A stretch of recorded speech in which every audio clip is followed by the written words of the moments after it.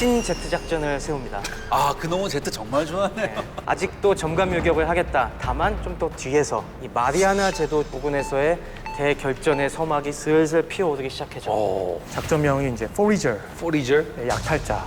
일본 본토에 대한 부분도 있고 필리핀에 대한 부분도 있고 미국으로서는 사실은 가장 먼저 차지해야 되는 그런 섬이라고 인식을 했던 거죠. 고감 이네이치 장관과 참모들이 탄 비행기가 폭풍우에 휘말려서 그만 추락해버리고 막 아, 추락까지 해요? 전원 사망.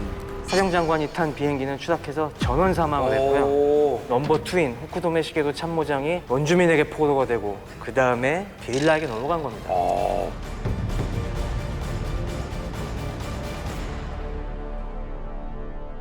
신의 바람에 의해서 추락당한 이 해군의 넘버 투 그리고 원주민한테 잡혀가더니 결국 게릴라한테 넘겨졌습니다.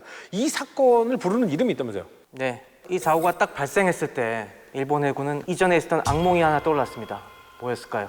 야마모토. 추락 사건. 네, 추락 사건. 아, 그렇습니다. 빙의 정도가 아니네, 이 정도면.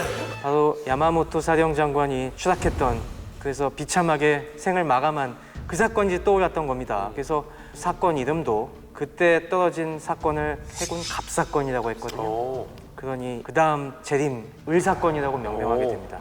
다음은 병사건이네요, 그러면. 네, 병사건까지 났으면 난리 날 뻔했겠지만 거기까지는 안 갔고요. 그래서 이 해군 을사건으로 명명하고 대대적인 수색작전을 벌입니다. 근데 해군 군령부 입장에서는 지금 뭐 신경 써야 될 게 한두 가지가 아닙니다. 이 사람들의 행방도 찾아야겠지만은 이 비행기에 사람만 있었던 게 아니거든요. 당연히 지휘부가 움직이니까 중요한 기밀 서류들이 함께 움직이고 있었습니다. 그리고 여기에는 바로 일본 해군의 결전 계획, 신제트 작전의 작전 문서가 고스란히 같이 실려 있었어요. 이 사람들이 과연 이걸 제대로 폐기는 한 걸까? 이게 다 난리가 나면서 필리핀에 있던 일본군 부대들에게 빨리 주변에 추락한 비행기 없는지, 혹시 뭐 시신이나 유류품도 있으면 빨리 다 수거하라고 수색 명령을 내립니다. 잠깐만요. 우리가 지지난 시간인가 배웠던 암호 해독을 이미 미국은 다 하고 있는 거잖아요. 네, 그러면 비행기 추락한 거 찾아봐라, 수색해라. 그러면 미군도 이거 다 듣고 있는 거네요? 그렇죠. 아. 바로 미군도 이 전문을 딱 감청을 해서 지금 뭔가 일본에 큰 사건이 일어났다. 쟤네들이 뭔가 중요한 걸 잃어버린 것 같으니까 우리도 빨리 그걸 찾아야 된다라는 연락을 갖다가 이 현지 게릴라들에게 이제 보내기 시작한 겁니다. 그런데 당연히 일본 입장에서는 이 사실을 넘버 원과 넘버 투가 실종됐다는 사실을 알리지 않아요. 누가 실종된지는 알리지 않고 또 뭐가 없어졌는지는 알리지 않고 무조건 찾아라. 그러니까 세부에서는 결국에 막 수색 끝에 주변에 비행기 한 대가 추락한 걸 확인합니다. 근데 사람들이 없는 거예요. 그래서 막 주변을 갖다가 샅샅이 뒤지기 시작합니다. 그래서 막 탐문하고 주변에 막 총칼로 위협하면서 주민들에게 물은 끝에 생존자들을 갖다가 현지 게릴라 부대에게 넘겼다는 사실을 갖다가 파악을 합니다. 이 부대는 당시 이제 커싱 중령이라는 미국인에 의해서 통제가 되고 있었는데요. 이 커싱 중령은 뭐 이전에 이 필리핀 사업 같은 거 하던 그런 장교 출신인데 이 사람이 이제 미국으로 못 돌아가고 게릴라로 남아서 당시 현지인 부대들을 이끌고 있었는데 세부에 있는 이 부대들이 이 지역에 커싱 중령이 이끄는 게릴라 부대가 있다는 건 알았어요. 그래갖고 이 기회에 상부로부터 병력 지원을 받아갖고 여기에 잡혀간 것 같다라고 해서 이 부대들을 포위하고 계속 공격을 퍼붓습니다. 그래서 4월 11일까지 치열한 공격을 퍼부어갖고 거의 이 목전에 가깝게 접근하는 데 성공해요, 그 사령부. 그러다 보니까 이게 커싱 중령 입장에서는 더 이상 버티기가 힘드니까 백기를 들고 항복하는 건 아니고 우리 포로 교환하자. 기존에 너네가 잡아갔던 우리 게릴라들이랑 우리가 잡고 있는 일본군 포로들, 얘네들 커싱 중령도 이 사람들이 누군지 몰랐어요. 근데 얘들한테는 교환하자. 얘네들이 그렇게 찾고 있으니까 우리도 같이 교환하자 해서 서로 맞교환을 합니다. 네. 그러고 나서 풀려난 이 석방된 호쿠도메 참모장을 비롯한 이 인사들은 즉시 세부를 통해서 곧장 도쿄로 이제 압송이 됩니다. 압송이요?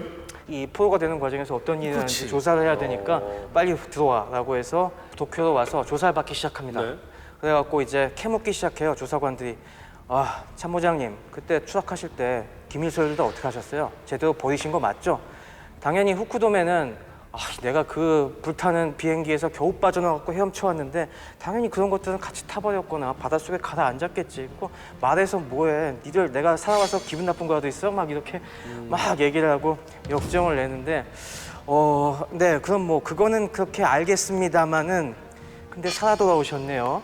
뭐야? 라는 얘기로 이제 무서워. 빠지고 아니, 있습니다. 잠깐만. 고급 지휘관이 살아 들어왔는데 그거 다행이 아니에요? 일본군의 그 당시 문화를 갖다가 이해하셔야죠. 할복해야죠. 포로는 될 수 없다. 포로는 수치다. 일본군은 군법에 의해서 포로가 되는 걸 엄금하고 있습니다. 그러니까 이건 일반 병뿐만 아니라 최고 사령관도 마찬가지군요. 그렇죠. 그래서 옥수해하라고 하는 거 아닙니까? 너네는 포로가 되느니 모두 옥수해갖고 적 앞에 한 명이라도 죽이고 같이 장렬하게 전사해라 라고 하는데 자그만치 연합함대 넘버2나 되는 사람이 포로가 됐다 풀려나왔다라고 하면은 이건 군기가 완전히 무너지는 상황이 될 수가 있는 거죠. 그것도 필리핀군 게릴라한테. 그렇죠. 정규군도 아니고. 그러다 보니까 이제 후쿠도메는 변명을 하기 시작합니다. 야, 나는 포로가 된 거 아니냐고. 그럼 뭐야? 나는 정규군한테 잡힌 게 아니잖아. 쟤네들은 그냥 원주민들 게릴라들일 뿐이야. 비정규군에게 잠시 납치됐던 것뿐이야. 납치됐다. 계속 변명으로 일관합니다. 근데 이게 좀 말이 되는 것 같기도 해요. 아니, 그리고 더더군다나 이게 진짜 알려지면은 그대로 알려지면은 굉장히 큰 사건이 될 수가 있기 때문에 결국 군부에서도 그래 후쿠도메 너는 포로가 됐던 게 아니라 그냥 잠시 납치당했던 것 뿐이야 라고 해서 넘어갑니다. 여기서 우리가 일본군의 이 한심한 상황을 갖다가 한 번 더 느낄 수가 있는 것이 사실 이 상황에서 아까 그 신제트 작전이 담긴 기밀서리는 어떻게 됐을까요? 바다에 가라앉았잖아요. 가라앉지 않았습니다. 뭐야? 정확하게 파괴시키질 못했어요. 이 서류들은 워낙 중요한 것이었기 때문에 물에 젖지 않게 기름종이에 잘 포장을 해서 수트케이스에 딱 담아놨는데 이것들이 둥둥 떠서 바닷가로 밀려갔는데 이것도 모르고 있었던 겁니다. 이 상황에서 살아남은 사람들은 변명으로 일관하고 그런 건 신경 쓰지 말고 나는 포로가 아니야 갖고 옥신각신하는 그런 코미디가 벌어졌던 겁니다. 그럼 결국엔 그게 미군의 손에 들어갑니까? 그렇죠. 이걸 역시 세부의 원주민이 죽습니다. 원주민들은 이걸 갖다가 처음에 어떻게 할까 되게 고민을 많이 했다고 해요. 일단은 근데 뭔가 중요해 보이니까 이 사람들이 물에 조금 젖은 걸 잘 말려놨다가 말렸어. 이걸 일본군도 이거에 대해서 굉장히 찾고 있었기 때문에 또 일본군은 이거에 대해서 현상금까지 걸었어요. 그래갖고 이걸 넘길까 말까 하다가 당연히 그 원주민들도 주변 사람들이 다 일본 사람들 싫어하는 거 아는데 내가 이거 일본군한테 넘겼다가 나중에 무슨 해코지 당할지 모르니까 이걸 게릴라한테 넘겨버립니다. 다행이네. 우리나라 같았으면 문풍지로 이렇게 쓰는 사람도 있었을 텐데 뚫린 거 막고 해가지고 야, 종이다 하고 너는 막고. 근데 사실 저는 그 후쿠도메 얘기를 들으면서 아까 야, 군국주의가 얼마나 인간이라는 존재를 하찮은 존재로 만드는가를 좀 느끼게 되거든요. 여기 완전 소모품이잖아요. 군국주의를 유지하는 데 있어서. 오로지 관심은 이 사람들이 무슨 잘못을 했는가만 찾는 거지 이 사람들이 살아온 거에 대한 게 아니고 기밀문서 어떻게 됐어 이것만 보는 거잖아요. 이게 애드립으로 많이들 사용하는데 예를 들어서 이제 부부가 자전거를 타다가 아내가 탁 넘어졌어요. 근데 자전거 괜찮아? 이런 상황이에요 지금. 큰일 날 상황이죠. 심각합니다. 큰일 날 상황이죠. 어쨌건 이렇게 해서 커싱 중령이 또 후쿠도메 참모장을 석방한 바로 다음 날에 그 문서를 받습니다. 주민들에게. 와. 처음에는 당연히 이 커싱 중령도 이게 무슨 문서인지 몰랐어요. 일본을 못 읽었나 봅니다. 일본어로 돼 있으니까. 네, 그러니까 하여튼 뭔가 중요하다는 걸 알았기 때문에 휘하 전령들을 보내갖고 일단 후방으로 보내야 되니까 또 이제 일본군 포위망을 뚫고서 해안가 안전한 곳으로 이제 보내고요. 드디어 이 행방을 파악한 미군이 잠수함을 보냅니다. 와. 미군 잠수함이 해안에 나타나갖고 이제 이 문서들을 받아서 곧장 호주로 직행을 합니다. 호주로. 당연히 이제 수상항행을 통해서 일주일 정도를 갖다가 열심히 달려서 호주에서도 이게 굉장히 중요한 뭔가 대화가 걸렸다는 걸 알았기 때문에 호주 해안에 딱 닿기도 전에 빨리 고속정을 보내갖고 다윈 그 연안에서 픽업을 해갖고 곧장 총알 배송으로 딱 브리즈번의 사령부까지 그 다음날 보내게 됩니다. 그러니까 수상항행을 했다는 게 잠수함이 잠수 안 하고 그냥 위로 그래도 달렸다. 빠르니까. 네, 잠수해서 가면은 시간이 늦기 때문에 뭔가 중요한 걸 빨리 보내야 된다. 그래서 수상항행을 하고 그다음 고속정으로 옮겨서 다시 비행기에 태워서 5월 19일에 이 총알 배송이 딱 돼서 브리즈번에 도착하자마자 드디어 막 일본 해독병들에게 다 밤샘 번역을 시킵니다. 그래서 여기서 입수한 바로 이 신제트 작전의 전모가 담긴 바로 저 사진에 보시는 문서를 갖다가 배포하기 시작합니다. 깨끗하게 보존됐네. 그렇죠. 그렇게 해서 이 내용들을 일주일 내로 메가더와 미 해군 주요 지휘관들에게 싹 배포를 합니다. 물론 저것도 처음에는 해군 안 보여줬어요. 처음에는 일단 메가더부터 보여주고 마셜한테 먼저 보내서 보여주고 그다음에 일주일쯤 있다가 너네 우리가 뭐 건졌는 줄 알아? 하면서 해군들에게 쫙 보여주니까 그지. 벌써 이미츠 빠졌죠. 이거 뭐게? 자, 이 상황에서 미군은 이걸 딱 복사해서 번역을 해놓은 다음에 이 원본은 다시 보냅니다. 그리고 일본으로? 일본군이 찾을 수 있게끔.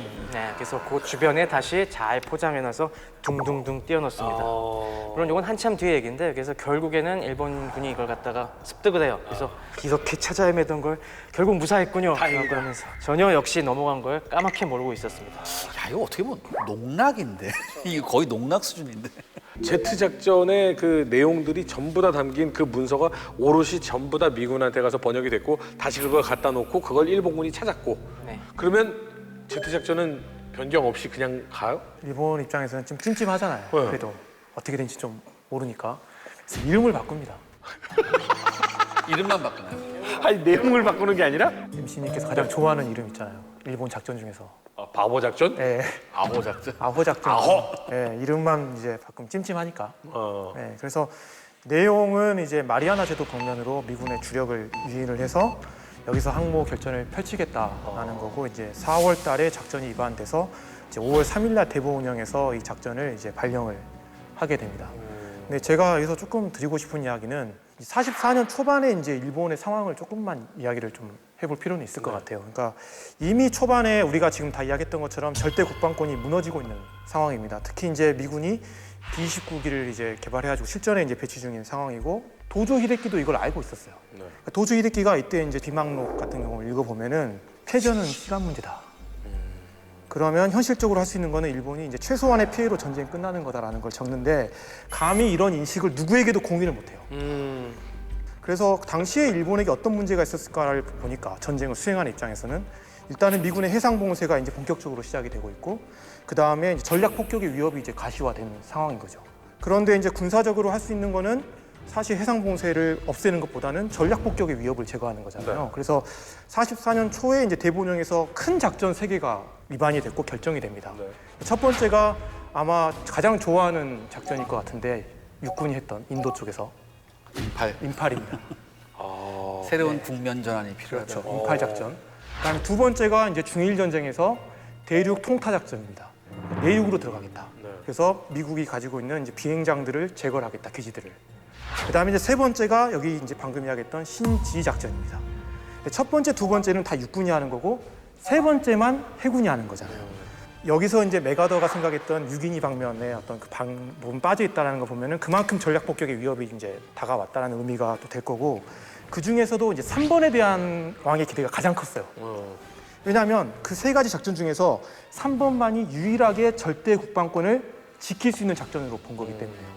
왜냐하면 3번은 단순히 전략 폭격을 막겠다는 게 아니라 신지 작전이 이거는 여기서 결전을 해가지고 미국이 한 방 팍 때려가지고 또 우리가 전쟁에서 이제 끝낼 수 그들이 있겠다라는 항상 생각, 원하는 결전을 할 수 있겠다라는 것 때문에. 결전을 한 다음에 이제 협상을 통해서 그렇죠. 끝낼 수 종전을 있겠다. 만들겠다. 근데 거기에 전제 조건이 결전에서 이겨야 되는 거예요. 그렇죠. 그래서 이때 일본 왕이 이제 우울증에서 드디어 회복을 해요.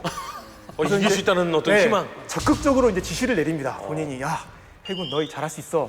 근데 그런 분위기 속에서 서류 가방 잃어버렸습니다. 신지 작전이 계획에 노출됐습니다. 어떻게 이야기해요? 아니 근데 어떻게 그렇게 중요하게 기대를 했던 작전인데 서류 가방 잊어버렸다가 한참 뒤에 찾았는데 이름 명만 바꿀 생각을 해요? 난 그게 정말 이해가 안 가. 그게 진짜 이해가 안 되는데 네. 이해는 되실 거예요 아마. 근데 사실 일본 입장에서 봤을 땐 별다른 뾰족한 방법이 없었어요. 없었죠. 그거 말고 이 절대 국방권을 막을 수 있는 방법이 없는 거잖아요, 사실. 그러니까 대안이 없었던 대안이 거죠. 우리가 가지고 있는 모든 전력까지 다 노출됐는데도 불구하고 네네. 이거 이외에는 뾰족한 방법이 그러면 이제 없어요. 역사상 그런 상태에서 가장 많은 그 국가가 행했던 정신 승리를 위한 기도를 시작을 이제 하게 됐군요. 절대 국방권을 사수해내야만 한다. 이런 상황인데 일왕이 가장 기대했던 작전을 앞두고 1944년 6월 11일 미국이 사이판 공격을 개시를 합니다. 이게 태평양 전쟁이다 보니까 아무래도 해전 위주의 전투가 많이 벌어졌는데 지상전에 목마른 분들이 분명히 있어요. 지상전을 굉장히 또 사랑하시는 분들이 있거든요. 샤르세완 야심차게 준비했습니다. 예.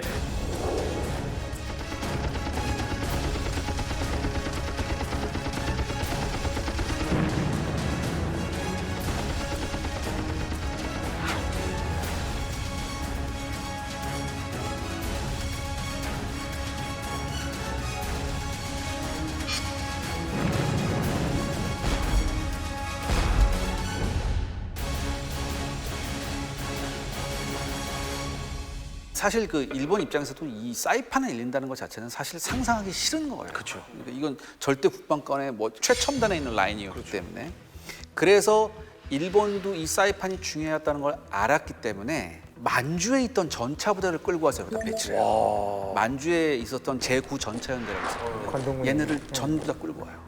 그래서 50여 대를 끌고 와서 이제 배치시켰고 15일 날부터 이제 미군의 상륙이 개시됩니다. 미군도 이 사이판이 정말 중요했기 때문에 이 좁은 섬에다가 대군을 여기다가 상륙을 시켜요. 대단하다. 자, 근데 미군이 상륙한 이튿날이 됐습니다.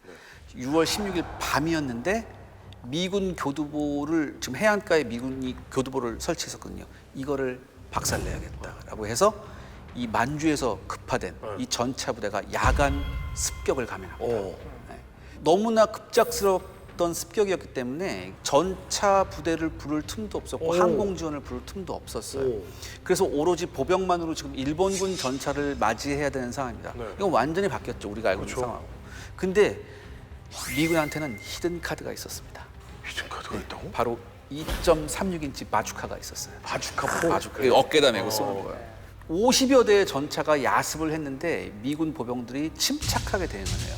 근데 사실 야간이고 사실 이 전차 부대가 훈련 상태는 괜찮았을지도 몰라도 만주의 전장 상황과 이 사이판의 전장 상황은 완전 다르죠. 이건 뭐 숲풀이 있고 밀림 있고 이런 상황이었거든요. 그래서 전차 50여 대가 가는데 뭐 제대로 균형을 갖춰서 가는 게 아니라 좀 중구난방으로 갔어요. 그래서 첫 번째 오는 선도부대에 대해서 바주카포 공격을 했고 깨끗하게 전멸합니다. 그리고 그날 밤까지 일본군의 50여 대의 전차가 전부 다 바주카포에 녹아 없어집니다. 전멸했어요. 예, 보병들이 쏘는 바주카포에 녹아 없어져요. 아니 근데 어느 정도 이해는 가는 게 사이판이요 평지가 별로 없어요. 그래서 전차가 간다 보면 이렇게 몇 년을 안 되게 이렇게 줄지어 갈 것 같다는 생각이 드는데 깜깜한데 앞 전차가 폭파되면 이거 뭐 어떻게 못 빼지도 가지도 못하는 상황이 되는 거죠? 그러니까 처음에 바주카포를 발사했던 미군 병사의 증언을 들어보면 자기도 한심했대요. 처음엔 야 이거 무슨 파이프 어깨에다 쏘고 이거 하는데 이거 저기 전차원에 이거 어떻게 되겠어?라고 해서 그래도 쏘라고 이제 머리를 탁 치거든요. 쏘라고. 그거 보셨어요? 대부분 그래요. 싸 임마. 탁 쳐요. 그럼 쏘는 거예요. 쐈는데 그 표현이 뭐라고 나왔냐면 불꽃놀이 하는 것 같았다. 딱 들어가니까 전차 뚜껑 날아가면서 폭죽이 터지더래요. 정면에서 쐈는데 이 정도야? 그 첫 번째 일본군 전차가 폭파되는 장면을 보고 바주카포를 들고 있던 모든 미군 병사들이 자신감이 생겼어요. 나도 이렇게. 서로 쏘려고 했대요. 그 다음에 그 지휘관이 그랬어. 야, 너 알지? 적 탱크 한 대 잡을 때마다 진급, 뭐 보너스, 뭐 이런 얘기 다 했대요 그때. 그래서 병장샷. 근데 이게 정말 말이 안 되는 게 보병한테 전차 50대가 녹았다는 건 다른 데서도 좀 예를 찾아보기 중동전이 일어나기 전까지는 좀 예를 찾아보기 힘든 경우였어요. 근데 반대로 얘기하면 네. 미국의 바추카가 생각보다 세고 네. 일본의 전차가 생각보다 방어력이 약하고 이런 상황이었던 거예요. 근데 사실 이 미군의 이 바추카는 유럽 전선에서는 그렇게 쓸만한 건 아니었거든요. 아무튼 이렇게 극적인 사건이 벌어지면서 시작이 됐고 하지만 일본군은 사이판에서 격렬한 저항을 했습니다. 그렇죠. 군인뿐만 아니라 민간인까지 나서서 대단히 격렬한 저항을 했어요. 이 기자님이 설명해 주신 이 사이판 제9연대 분전은 일본 쪽에서는 이걸 또 미화합니다. 그래서 어떻게 미화합니까? 전차 궁금합니다. 옥쇄전이라고 전체 미화합니다. 옥쇄전이다. 전차가 보병을 상대했는데 보병만 옥쇄하는 게 아니라 우리는 전차 부대도 옥쇄한다. 또 굉장히 미화해서 이것도 선전합니다. 그래서 일본 전차 부대가 뭐 제가 말레이 전선에선 나름의 영광도 있었는데 이렇게 참 처절하게 무너져가는 과정에서도 어떻게든 뭐 그걸 그 희생을 정당화하려는 그 몸부림이 참 안쓰러운 부분이죠. 근데 이게 뭐 굳이 비판만 할 수는 없을 것 같아요. 우리나라 역사를 봐도 뭐 전 세계 역사를 봐도 사실은 전쟁에서 패배하고 구속으로 몰리는 모든 국가들은 정신 승리를 하는 행동들을 많이들 해왔었으니까요. 근데 이제 사이판에서는 사실 정신 승리뿐만 아니라 이제 일본군도 마냥 그렇게 비기성적인 조직이 아니다라는 걸 좀 보여줍니다. 사이판 전투가 끝나고 나서 대단히 많은 전투 보고서를 작성을 해요.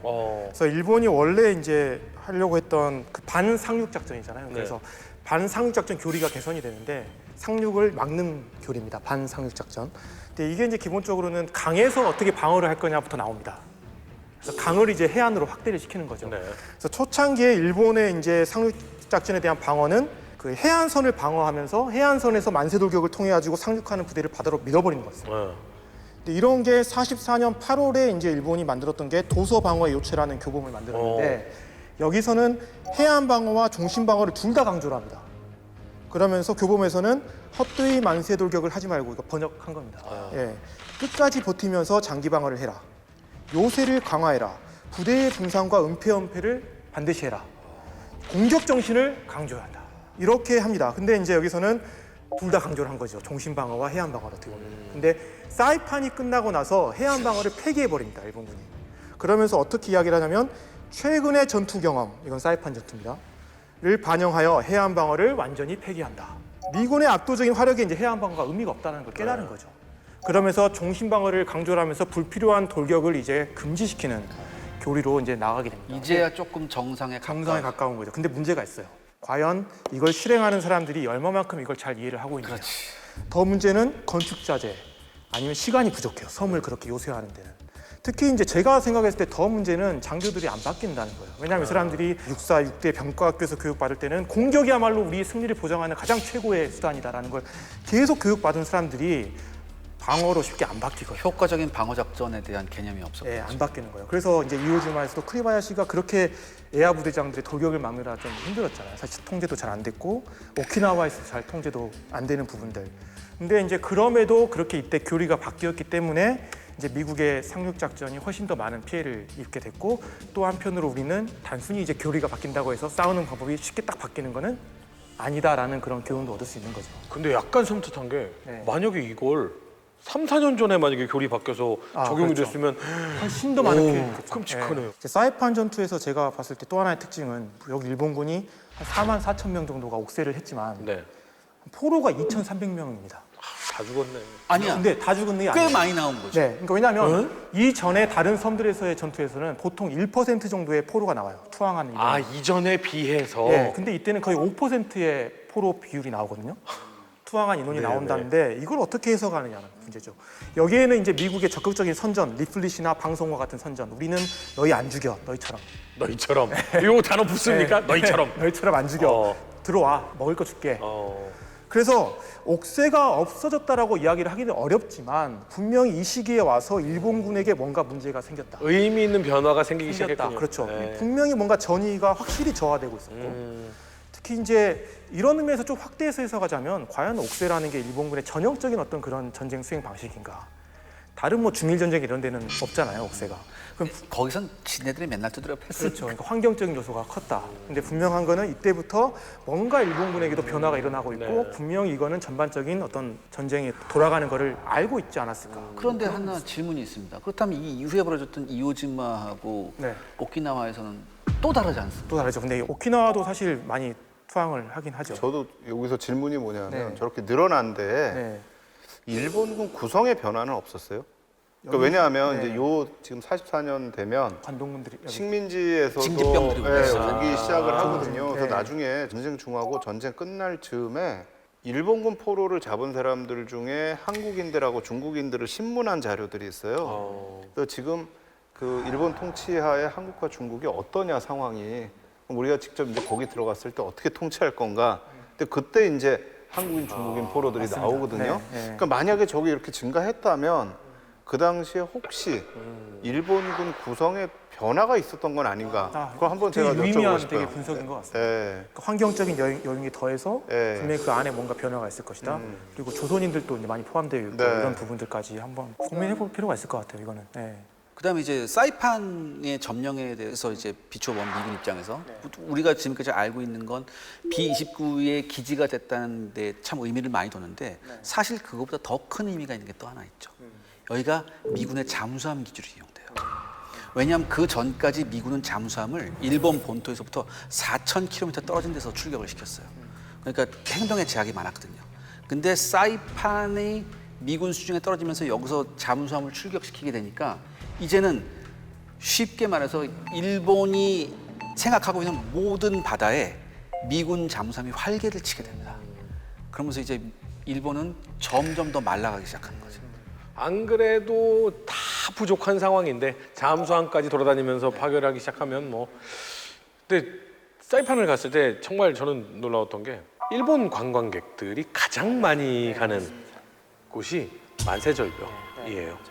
한마디로 다 우리는 너희들한테 포로될 수 없어. 난 차라리 죽을래 하고 뛰어내린 그곳에서 가장 많은 관광객들이 사진을 찍고 있는 걸 보고 이들은 도대체 아직도 어떤 마음을 갖고 있을까라는 저도 궁금하네요. 굉장히 섬찟한 느낌마저도 저는 들더라고요. 근데 뭐 어쨌든 포로의 어떤 유의미한 변화가 사이판에서부터 있었고 그것이 어떤 이 뒤에 닥쳐올 일본의 상황을 좀 대변하는 게 아닌가. 사이판 전투 끝나고 나서 아까 그 후쿠도메 시게루 그 사람 참모장, 네. 난 인질이었어. 나 포로 된 적 없어. 그 사람이 뭐라고 얘기했냐면 사이판을 잃었을 때 마지막 기회가 사라졌음을 깨달았다라고 얘기를 해요. 그러니까 이게 지금까지 일본이 다시 미국한테 내줬던 도서하고는 전혀 차원이 다른 곳입니다. 사이판이. 일본의 한 범인이 그 시게루의 말을 듣고 이런 말을 했는데 네. 아닌데 너 추락했을 때 이미 끝났는데. 근데 미군이 사실은 이제 승승장구하고 이제 뭐 아주 좋은 분위기인데 내분이 벌어졌다라고 하는 건 무슨 뜻입니까? 그러니까 이제 사이판이라는 곳은 이제 기존의 한초섬하고는 차원이 다르잖아요. 네. 그러니까 미군이 엄청난 피해를 이제 가져왔잖아요. 네. 근데 이제 여기서 공격한 부대가 해병 2개 사단하고 육군 27사단, 그러니까 육군이 해병대랑 섞여 있는 부분. 단순히 해병대만 싸운 게 아니라 네네. 그 안에 하필 또 가운데에 육군이 사단이 들어가 있었어요. 어허. 근데 이제 당시 이 전반적인 사이판의 지휘를 담당했던 게 5군단 상륙군단장이었던 홀랜드 스미스였고 네. 이 사람이 보니까 해병대 피해가 너무 큰 거예요. 양쪽에서. 네. 근데 왜 이렇게 피해가 크지? 가운데서 해병대랑 같은 속도로 진격해줘야 되는 육군이 본인이 보기에는 대단히 느린 거야. 근데 하필 27사단장 이름도 스미스입니다. 야, 스미스 소장, 너 싸울 의지 있는 거야? 너 왜 선을 안 맞춰? 너 왜 안 싸워? 비난을 하면서 해임시켜버립니다. 오. 근데 이게 사상 초유의 사건이에요. 왜냐하면 같은 군이 아니라 해병대가 육군을 해임을 시킬 수가 있어요? 그게 이제 그래서 사상 초유의 사건이라는 오. 겁니다. 이걸 이제 스프론스한테 건의를 해서 이제 사실 명령서는 딱딱 스프론스가 찍은 건데 이 비난은 홀랜드 스미스가 받게 되는 거죠. 해병대 중장이 받게 되는 거죠. 그러면서 이때 이제 태평양 지역군의 육군 사령관이었던 로버트 리처드슨 중장이 경로를 합니다. 그래서 거의 뭐 이제 치고받는 수준의 악담이 이어지게 되고 직접 만나요, 찾아와서. 그러면서 큰 어떤 문제가 됩니다. 근데 여기서 다행히 이제 군에서는 그쳤어요. 왜냐하면 니미츠가 나오고 육군 참모 차장이 이제 중재를 하면서 더 이상 이제 홀랜드 스미스가 육군 부대를 지휘할 수 없게 이제 만듭니다. 그러면서 어떻게든 마무리를 이제 시키려고 했는데 문제는 역시 정치인 거죠. 여론이 이제 언론이 여기에 가세를 하는 겁니다. 그러면서 일부 언론에서는 그 울부짖는 미치광이 스미스가 또 일 저질렀구나. 또 타라와 도살자가 여기서도 일을 내고 있네. 다시 도살을 시도하고 있다고 비난을 하는 겁니다. 내가 보기에는 육군이 맞는 것 같은데. 근데 또 누가 가세하겠어요 거기에? 메가도. 그렇죠. 메가더가 이제 가세를 합니다. 언론에서 메가노는 빠지면 안 돼. 네, 메가더가 이제 해병대에 잘못됐다. 해군이 문제가 있다라고 가세를 했고 이제 또 한편으로는 다른 여론에서는 해병대를 지지하는 여론이 있어요. 그 여론에서는 누굴 또 비난하겠습니까? 메가노를 돼. 육군을 비난하죠. 육군이 못 싸워서 이런 건데. 그러면서 이게 정치적인 문제가 됐고 전후에도 이 문제 가지고 계속 옥신각신을 합니다. 근데 지금도 미군 내 미 육군과 해병대의 견원지가는 유명하잖아요. 그렇죠. 근데 이제 또 하나 생각해봐야 될 부분은 같은 미군이라고 하더라도 병종이나 지휘관에 따라서 싸우는 방법이 달라질 수 있다는 부분인 것 같습니다. 그러니까 예를 들어 육군의 전징 방식은 한 번에 한 발자국씩 땅을 확보하면서 포병이 이제 일제 사격이 이루어지면 조심스럽게 이제 고개 숙이고 있다가 이동을 하면서 적이 저항을 하나씩 이제 소탕해가는 과정이라면 해병대 같은 경우는 약진하고 도약을 해가지고 최대한 이제 빠르게 이동하고 그다음에 돌투부를 우회하면서 확보한 지역을 강화하는 이런 부분이 있는데 육군에 비해서 훨씬 저돌적이에요. 저돌적이죠. 근데 이러한 차이를 사실 이제 홀랜드 스미스가 인정을 안 했다라는 거죠. 부분에서는 분명 문제가 있지 않을까. 게다가 차이가 있는데도 불구하고 육군 사단을 하필 또 해병대의 가운데에다 배치했다라는 것은 분명히 저는 이 사람에게도 문제가 있었다라고 생각을 하죠. 그러니까 뭐 중앙에 놓고 이 단단하게 방어를 하게 시킨 다음에 양쪽으로 돌아 들어갔으면 모르는데 그렇죠. 앞으로 막 달려나가 뭐 안 따라와 그러면서 이러면서 이제 일본이 해병대 측면을 공격하기 시작하니까 많은 피해를 입게 됐고 거기서 분노한 나머지 이제 해임을 이제 시켰던 배경이 되는 거죠. 어쨌든 이런 큰 문제가 있었음에도 불구하고 압도적인 화력 차이로 사이판은 미군 손에 들어가게 됩니다. 그러니까 바다에서도 이제 이 해전이 시작이 되는데 타이밍이 좀 묘합니다. 1942년 6월에 미드웨이 해전, 약 2년 뒤인 1944년 6월에 필리핀 해전. 리턴 매치네요. 여러모로 미드웨이 해전하고 약간 비교하면서 살펴보면 더 재밌을 것 같은데 먼저 전력 상황 한번 비교를 해볼까요? 네, 간단하게 전력을 비교해 보겠습니다. 압도적으로 미군이 세졌죠. 미군뿐만이 아니라 일본군도 만만치가 않았습니다. 그래요? 미군은 여기에 항모 15척, 거기에 전함이 7척이 나왔습니다. 일본도 여기에 대해서 항모를 9척을 내보냈습니다. 이게 아주 야곱척이 있는 것도 신기해요. 그러니까 쉽게 말해서 그냥 탈탈 그냥. 네, 전력을 털어서 진짜 건곤일척의 승부를 내보려고 나온 겁니다. 거기에 전함도 5척이 함께 나왔습니다. 거의 그야말로 뭐 있는 주력함이 다 나온 거라고 볼 수 있죠. 당연히 항공기도 어마어마한 수준이어서 미군은 여기에 956대 항공기가 동원이 됐고요. 일본도 750대 정도를 동원합니다. 진짜 절대 국방이다 이거는. 그렇죠. 그리고 이제는 위치가 바뀌었습니다. 미드웨이 때는 기지를 갖다가 육상 기지를 미군이 갖고 있었다면은 이제는 일본군의 거의 홈그라운드에 가까운 영역으로 왔기 때문에 육상 기지에서 출격하는 부대까지 생각을 하면은 아무래도 일본으로도 한번 해볼 만한 상황이 벌어진 것이죠.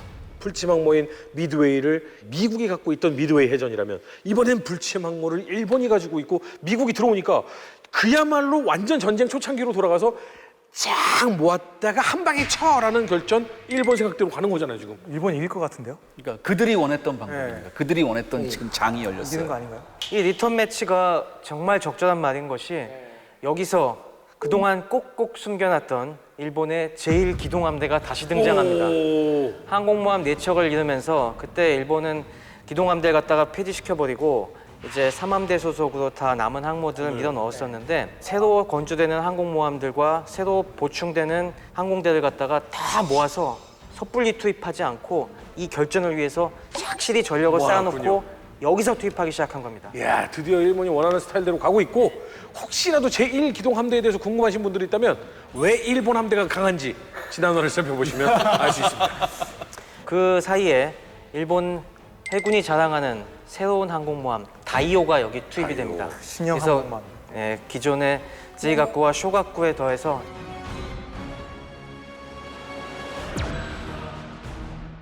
이 3척의 정규 항공모함 그리고 6척의 경항모 보조항모들이 합쳐져서 적어도 외형상으로는 미드웨이를 능가하는 9척이 이제 등장할 수 있었고요. 또 주목해야 될 부분이 바로 지휘관입니다. 지휘관은 일본 해군의 항공 주병론자로 유명한 오자와 지사부로 제독이 여기서 등장합니다. 그리고 그 전에 미드웨이 때 활약했던 나구모는 사실 여기 사이판 전투에 투입이 돼요. 억수에 자살했잖아요. 그죠? 네, 그래서 여기서 비참하게 생을 마감하고 또 한 명의 숨겨진 일본의 명장이라고 불려지는 오자와 지사부로가 여기 등장합니다. 그래서 오자와 지사부로가 어떤 사람인지 좀 알아볼 필요가 있을 것 같습니다.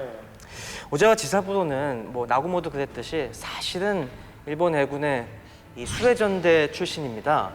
점감미교역 작전에서 눈이 강조하는 게 일본이 구축함을 이용한 원거리 어뢰 요격을 중요시했다고 했지 않습니까? 야전을 중시하고. 그래서 일본의 수많은 해군 이제 고위직에 올라간 장군들이 이런 수레전대 출신이에요. 어뢰를 능하게 쓰는. 그래서 이 사람이 굉장히 이쪽의 전문가였는데 1930년대에 새롭게 등장하는 이 항모 기동부대에 대한 이제 지휘를 한번 맡게 됩니다. 그러면서 이 사람이 이 항모 기동부대에 대한 매력에 푹 빠져들게 됩니다. 아, 이제 미래는 해군에서도 항공전이다. 우리가 이 항모를 적극적으로 활용해서 해군도 이제는 전함이 중심이 아니라 이 항모 중심의 부대로 거듭나야 된다. 굉장히 선진적인 생각을 갖고 있었죠. 그래서 이 제1항공함대를 이끌고 이 사람이 선진적인 작전들을 시험해봐요. 항모에 실려있는 항모 항공기들과 육상에서 출격한 폭격기들이 함께 연합을 해서 적 함대를 공격하는 이런 연합작전도 한번 합동작전도 이게 가능하다는 걸 보여준 사람이고, 그런 면에서 일본의 굉장히 골수 항공주병론자로 이름을 알리던 사람이었는데, 아쉽게도 이 양반은 진주만 공격에는 싹 빠지죠. 네. 나고모가 이제 가고요. 대신 그때 어딜 갔느냐? 남견함대 사령관으로 말레이 작전을 지원합니다. 우리가 이제 말레이 작전에서 육군이 잘 싸운 것만 저희가 보여드렸는데, 사실 그게 스무스하게 진행될 수 있었던 배경에는 이 오자와의 남견함대가 이 말레이 주변 해역을 갖다가 또 잘 청소해줬어요.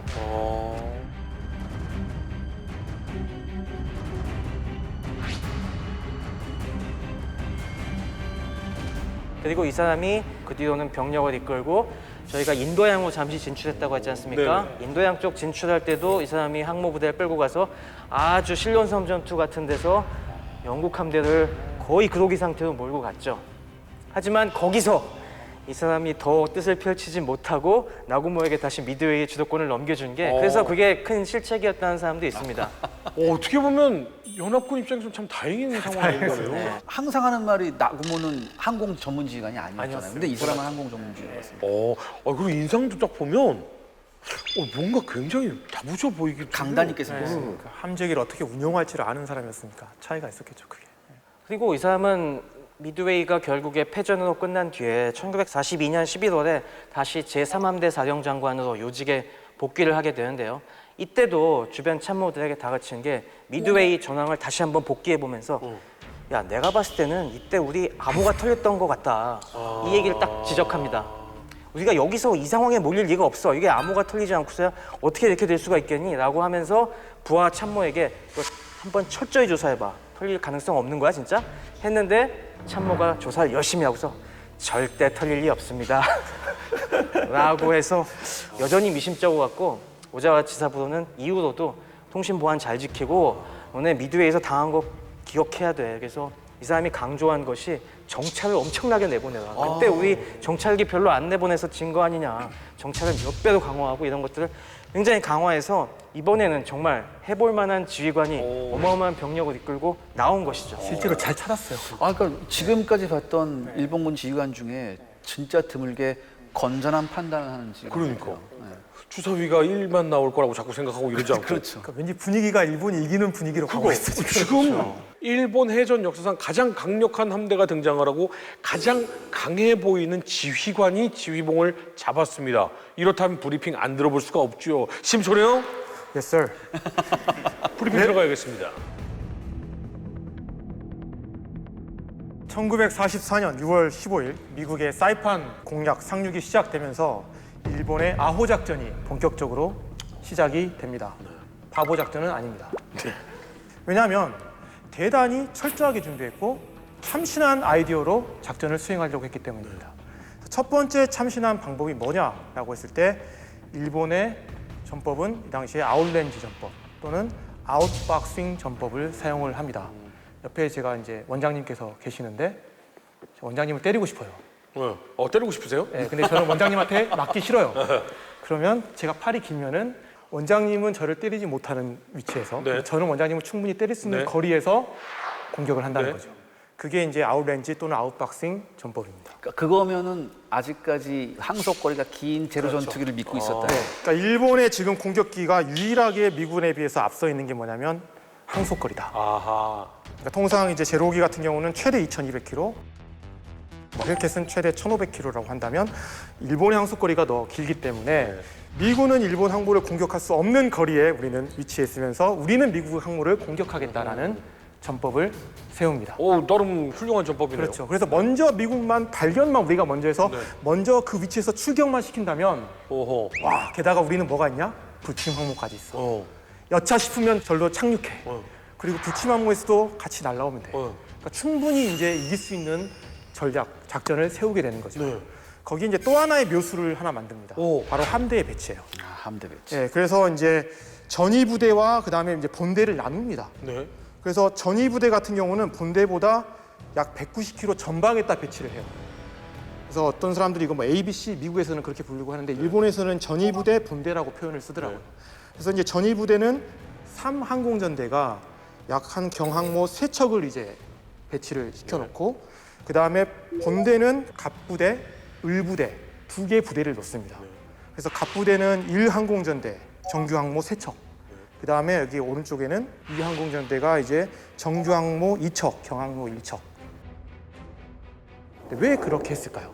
그냥 이렇게 일렬로 세우거나 아니면 옆으로 이렇게 횡으로 세우지 않고 부대를 굳이 전위 부대로 하나 센 걸 하나 놓고 뒤에 본대를 이렇게 놨을까요? 제가 지휘관님께 직접 여쭤보겠습니다. 아, 참 그걸 모르나? 저 당해가지고 이제 아이, 참.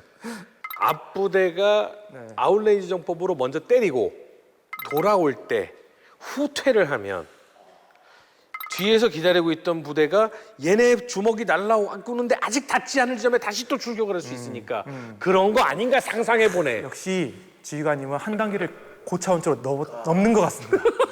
그 정도까지 머리 쓰지 못했어요. 아 그래요? 예. 뭐예요 그럼? 일단 전위 부대가 함재기를 보내놓고 미군이 공격을 해오잖아요. 그러면 이제 혹시나 미군이 이제 가까이 올 수 있으면 일단 누구의 공격을 받게 되겠습니까? 전위 부대가 전위 부대가 먼저 공격을 하게 되겠죠. 그리고 설령 미군이 본대까지 공격을 하고 돌아갈 때 다시 또 누가 공격을 하겠어요? 전위 부대가 또 하겠죠. 네. 그리고 주로 이제 전위 부대가 앞에서 어떻게 보면 미끼 역할을 해주는 거죠. 그러니까 전위 부대의 희생을 반판으로 우리 본대는 최대한 아끼겠다, 보호하겠다. 그리고 본대를 아끼면서 미 함재기를 공격하겠다라는 어떤 그런 발상에서 나온 거죠. 이해가 되십니까? 이해가 안 된다고 생각합니다. 그러니까 이제 오는 것도 맞고 혹시라도 본대로 가면 돌아오는 것도 쏘고 뭐 이런 그다음에 여러 가지 방향으로. 혹시라도 날라오면은 전위 부대에서 끝내겠다. 네. 최대한 여기서 흡수하겠다.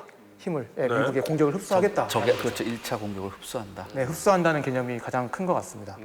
그래서 이제 본격적으로 전투가 시작이 됩니다. 네. 제가 지금부터 말하는 시간은 일본 시간으로 이야기를 하겠습니다. 좋습니다. 네. 19일 06시 30분에 예상했던 해역 사이판 서부에 미 기동 부대가 발견됐다라는 이제 소식이 들려옵니다. 아까 정찰기를 엄청나게 띄웠다고 했잖아요. 그래서 이제 그 소식을 듣고 오자와 제독이 이제 공격 개시 명령을 하달을 합니다. 그러면서 이제 6월 19일 오전 07시 25분에 드디어 1차 공격대가 발진을 하게 됩니다. 1차 공격대는 아까 이야기했던 전위 부대에서 이제 발진을 하게 돼요. 그리고 그 이후에 공격은 총 5시간 동안 4차례에 걸쳐서 이루어집니다. 그래서 1차 공격은 64기가 이제 동원이 됐는데 그때 일본군은 다들 드디어 우리가 이겼구나. 뭘 벌써 이겨? 딱 뜨는 순간 눈물을 어떤 사람은 흘리면서 만세를 부릅니다. 그때 증언 같은 거 보면 네, 실제로 그랬어요. 진주만 하고 너무 똑같아 이런 얘기를 했던 병사들이 되게 많았대. 네. 그리고 이제 곧이어 한 10분 뒤에 07시 35분에 이제 후방에 있던 본대인 이제 갑부대 1항공전대에서 2차 공격기 더 많은 수가 동원이 돼요. 128기. 아, 이 주력 부대. 네, 주력 부대입니다. 가 이제 출격을 하는데 사실 이 부대가 가면서 이제 전위 부대한테 적기로 오인받아가지고 이제 세기가 격추되기도 하고 하는데, 네, 아무튼 성공적으로 비행기를 날려 보냈어요. 본인이 원하는 위치에서 눈물을 흘리죠. 이겼구나. 이게 제 1차 브리핑이 되겠습니다. 뭐야 여기서 끝내? 여기에 반전이 기다리고 있기 때문에 여기서 멈추겠습니다. 뭐야 카페 베네야? 그러니까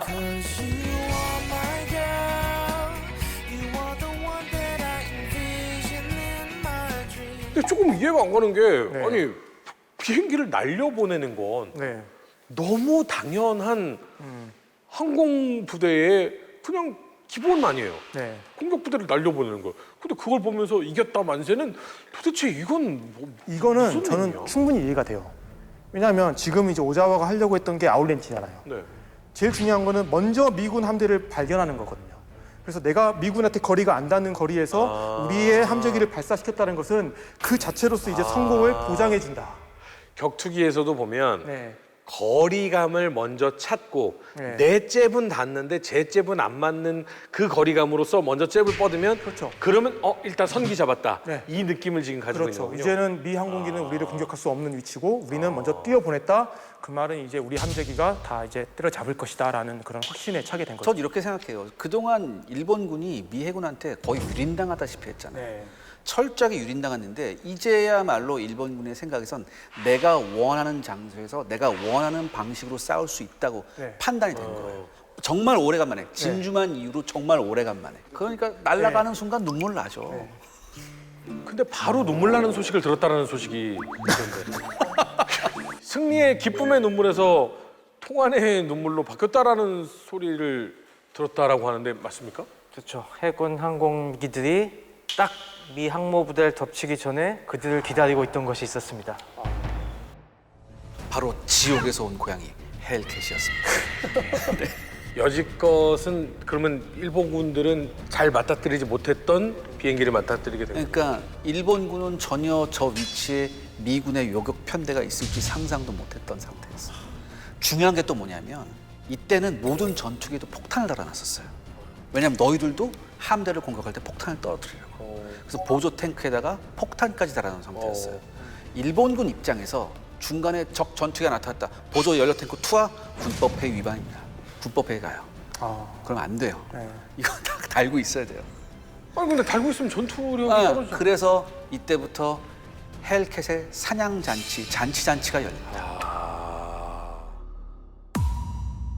미국이 또 다른 공략법까지 가지고 있었다면서요? 네. 이러한 성능의 우위일 뿐만이 아니라 이젠 전술적인 면에서도 일본을 능가하기 시작합니다.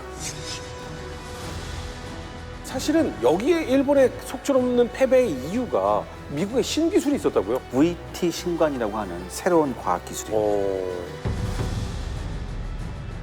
최승병의 밀리터리 사이언스 스쿨. 제가 그 실물을 보여드리겠습니다. 짠, 요게 바로 어떻게 구하셨어요? 이게 그 원리를 제가 한번 오늘 과학의 실험으로 한번 설명드리도록 하겠습니다. 나 정말 궁금해요.